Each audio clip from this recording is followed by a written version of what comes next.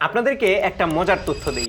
এই মুহূর্তে যদি আপনি একটা .com ডোমেইন কিনতে চান তাহলে ইংলিশ ডিকশনারিতে মিনিংফুল যে কটা সিঙ্গেল ওয়ার্ড আছে তার কোনোটাই অ্যাভেলেবল পাবেন না। মানে সবগুলোই অলরেডি কিনে ফেলা হয়েছে। আপনি যে কোনো কিছু চিন্তা করেন, business.com, car.com, food.com, আশেপাশে কি আছে, sanitizer.com, phone.com, mouse.com, powerbank.com, smartwatch.com, hand.com, nose.com, ears.com, eyes.com, hair.com, ভাই whatever.com, never.com, আপনি যা কিছু চিন্তা করেন কোনোটাই অ্যাভেলেবল না। তাহলে আপনার যদি একটা ডোমেইন কেনার দরকার পড়ে তাহলে আপনি কোনটা কিনবেন?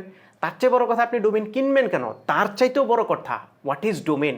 আবার এই ডোমেইন রিলেটেড অনেকগুলো টার্ম আছে, যেমন second level domain, third level domain, domain TLD. এই জিনিসগুলো আসলে কি? দেখুন, এই ডোমেইন নিয়ে আমি বহু বছর আগে একটা ভিডিও বানিয়েছিলাম, সেই ভিডিওটা একটু পুরনো হয়ে গিয়েছে এবং কিছু টার্ম আছে যেগুলো আমি আগের ভিডিওতে ইনক্লুড করিনি। পাশাপাশি খুবই এক্সাইটিং একটা নিউজ আছে স্পেশালি বাংলাদেশিদের জন্য, সেই নিউজটাও আপনাদেরকে জানাবো, যে কারণে ওই ভিডিওটাকে আপডেট করে রিক্রিয়েট করা। ডোমেইন নিয়ে যেহেতু কথা হচ্ছে, শুরুতেই বলি একটা ডোমেইন আপনি কেন কিনবেন। একটা ডোমেইন হচ্ছে অনেকটা জমির মতো। আমরা যেরকম অনেক টাকা জমায়া টমায়া তারপর একটা জায়গা জমি কিনি না, এবং বলি যে হ্যাঁ আমি অনেক বড় সম্পত্তির মালিক হয়ে গিয়েছি।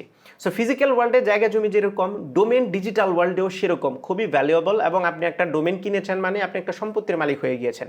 আপনারা জানেন কি না, কিছু কিছু ডোমেইন বা কিছু কিছু নাম আছে যেগুলো এত জনপ্রিয়, এত পপুলার হয়, সেই নামগুলো মিলিয়ন মিলিয়ন ডলারেও বিক্রি করা যায়। সো এরকম অনেক মানুষ আছে যারা ডোমেইন কিনে কিনে রেখে দেয়, তারপরে সেল করে। এটা একটা বিজনেস। আর আমি আপনাদেরকে বিজনেসের কথা বলছি না, কিন্তু এমনিতেও ডোমেইন কিন্তু একটা সম্পত্তির মতো। আর আপনার যদি একটা বিজনেস থাকে তাহলে ট্রাস্ট মি, আপনার জন্য ডোমেইন কেনা জরুরি হয়ে গেছে। আপনি যদি এখনো ডোমেইন না কিনে থাকেন, কি করতেছেন ভাই? বাংলাদেশে বহু মানুষকে দেখি ফেসবুক বেসড বিজনেস দাঁড় করায়, যারা হচ্ছে ফেসবুকে পেজ খোলে কিংবা গ্রুপ খোলে ওইগুলো দিয়ে বিজনেস করে। যদি আপনার এফ কমার্স বা ফেসবুক বেসড বিজনেস থাকে, trust me, you are hanging by a thread. যে কোনো সময় আপনার এই বিজনেস ধসে পড়তে পারে। মার্ক জাকারবার্গ ভাই সকালবেলা ঘুম থেকে উঠলো, ব্রাশ করতে করতে মনে হলো আজকে আমি 2 মাস ফেসবুক পেজ আর গ্রুপ ডিসেবল করবো, and he can do it. কারণ পুরো কন্ট্রোলটাই ফেসবুকের হাতে। প্রচুর পরিমাণে ফেসবুক গ্রুপ কিন্তু রিসেন্টলি দেখছেন ডিসেবল হয়েছে। আমার নিজের গ্রুপটাও ডিসেবল হয়ে গেছে। ভাই কি কারণে হয়েছে আমি নিজেও জানি না, কোনো কারণ ছাড়াই হুট করে একদিন দেখি গ্রুপ গায়েব। ঠিক সেরকম ভাবে পেজও কিন্তু ডিসেবল হয়ে যায়, রিচ ডাউন হয়ে যায়। আবার নতুন নতুন আপডেটের কারণে অনেক কিছু ভেঙে যায়, যেমন কিছুদিন আগে অ্যান্ড্রয়েডের আপডেট আসছে, যার ফলে কিন্তু অনেক বিজনেসের ধস নামছে। আপনার নিজের বিজনেস থাকলে নিজের একটা ডোমেন করে, নিজের আইডেন্টিটি করে, নিজের হাতে সব কন্ট্রোল রাখাটাই এখন বুদ্ধিমানের কাজ। পাশাপাশি আপনি যদি এমনিতেই নিজের পার্সোনাল ব্র্যান্ডিং করতে চান, নিজের একটা প্রেজেন্স অনলাইনে তৈরি করতে চান, তাহলেও কিন্তু আপনার একটা ডোমেন থাকা জরুরি। ওকে, এখন একদম সিম্পল জিনিসটা বলি, যে যারা জানেন না ডোমেন জিনিসটা আসলে কি। ডোমেন হচ্ছে মূলত একটা ওয়েবসাইটের address. For example google.com, youtube.com, এটা হচ্ছে একটা অ্যাড্রেস। আমার নিজেরও ডোমেন আছে sohag360.com। এখানে sohag360 হচ্ছে ডোমেন নেম, আর .com যেটা, সেটা হচ্ছে এক্সটেনশন, বা এটাকে টিএলডি বলে। TLD stands for top level domain. আর এই ডোমেনটা কাজ করে কিভাবে? আমরা যখন কোনো একটা ওয়েবসাইট ভিজিট করি তখন ব্রাউজারে যে তথ্যগুলো আমরা দেখি, এগুলো কিন্তু কোনো একটা ফিজিক্যাল সার্ভার থেকে ধরে নিয়ে আসা হয়। এখন আপনার যে ফিজিক্যাল সার্ভারটা আছে, সেই সার্ভারের কোন জায়গা থেকে নিয়ে আসবে সেই জায়গাটা ডিফাইন করার জন্য একটা অ্যাড্রেস থাকে, যেটাকে আমরা আইপি অ্যাড্রেস বলি। বাট আইপি অ্যাড্রেসটা অ্যারাউন্ড 10-11 ডিজিটের হয়। সো এই আইপি অ্যাড্রেস মনে রাখা তো কঠিন। যেমন এত হাজার হাজার ওয়েবসাইট আছে, সব ওয়েবসাইটের আইপি অ্যাড্রেস আপনার মনে থাকবে না। যে কারণে এই আইপি অ্যাড্রেসটাকে মাস্ক করে একটা নাম দেওয়া হয়, যে নামটাকে বলে ডোমেইন নেম। যেমন google.com, এই google.com নামের পেছনে কিন্তু একটা আইপি অ্যাড্রেস আছে, বাট আপনাকে আইপি অ্যাড্রেসটা মনে রাখতে হবে না। ব্রাউজারে আপনি google.com টাইপ করবেন, সাথে সাথে গুগলের ওয়েবসাইটটা চলে আসবে, ওই স্পেসিফিক সার্ভারের যে অ্যাড্রেসটা আছে সেখান থেকে ধরে নিয়ে আসবে ইনফরমেশনগুলো। এখন ডোমেনের যে দুইটা পার্ট বললাম, একটা হচ্ছে ডোমেইন নেম আর একটা হচ্ছে এক্সটেনশন। এই এক্সটেনশন কিন্তু বিভিন্ন রকমের হয়, এই টিএলডিটা, যেমন .com, .info, .net, .gov, .me, .tech, .ai, .shop, সব কিছুই আছে, মানে হাজার হাজার আছে। সো এক্সটেনশনটা যখন সিঙ্গেল হয়, যেমন .com, এটাকে বলা হয় সেকেন্ড লেভেল ডোমেন। আবার যদি এটাতে আরেকটা শব্দ যুক্ত হয় তখন এটাকে বলে থার্ড লেভেল ডোমেন, যেমন .com, .bd। সো .com যেহেতু অ্যাভেলেবল না, বাংলাদেশে বহু মানুষ আছে যারা .com, .bd ডোমেন কিনেন, কিন্তু .com, .bd ডোমেন কিনতে গেলেই একটা ঝামেলা পোহাইতে হয়, সেটা হচ্ছে ট্রেড লাইসেন্স লাগে। সো আপনার যদি একটা পার্সোনাল ডোমেন লাগে, যদি আপনার বিজনেস না থাকে, তাহলে কিন্তু আপনাকে এই ডোমেন কেনার জন্য ট্রেড লাইসেন্স করতে হবে। আবার বাংলাদেশে অনেকেই বিজনেস করেন কিন্তু এই ঝামেলাগুলো পোহাইতে চান না। ট্রেড লাইসেন্স আপনার আছে, কিন্তু ট্রেড লাইসেন্স দিয়ে ভেরিফাই করে তারপরে .com, .bd ডোমেন কিনতে হবে, এই প্যারাটা অনেকেই নিতে চান না। বাট আপনাদের জন্য একটা সুখবর আছে, কারণ বাংলাদেশে রিসেন্টলি একটা second level domain extension launch হয়েছে, যেটা হচ্ছে .bd। জাস্ট এই বছরের জানুয়ারি মাসে লঞ্চ হয়েছে .bd। সো এই .bd ডোমেনটাকে বলা হয় CCTLD। সিসি মানে হচ্ছে কান্ট্রি কোড, টিএলডি বা top level domain. So US এর জন্য .us, ইউকে এর জন্য .uk, জাপানের জন্য .gp, সেইভাবে বাংলাদেশের জন্য .bd এবং .বাংলাও আরেকটা ডোমেন আছে।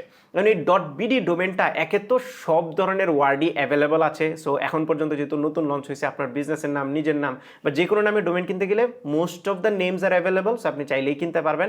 আমি নিজেও কিনেছি, যেমন আমার sohag360.com এবং sohag.info, এই দুইটা ডোমেন আছে। সো sohag360.bd, sohag.bd এই দুইটা ডোমেন আমি কিনে রেখেছি। সো এই দুইটা ডোমেনের একে তো সুবিধা হচ্ছে নামটা ছোট হয়ে গেল, .com.bd থেকে ছোট। দ্বিতীয়ত আপনার ট্রেড লাইসেন্সের ঝামেলা করতে হচ্ছে না, জাস্ট এনআইডি দিয়ে আপনি কিনতে পারবেন। এবং এই .bd ডোমেনটা আপনারা কিনতে পারবেন BTCL থেকে। আমি একটা লিঙ্ক দিয়ে দেবো ডিসক্রিপশনে, সেখান থেকে গিয়ে আপনারা ডিরেক্টলি কিনতে পারবেন।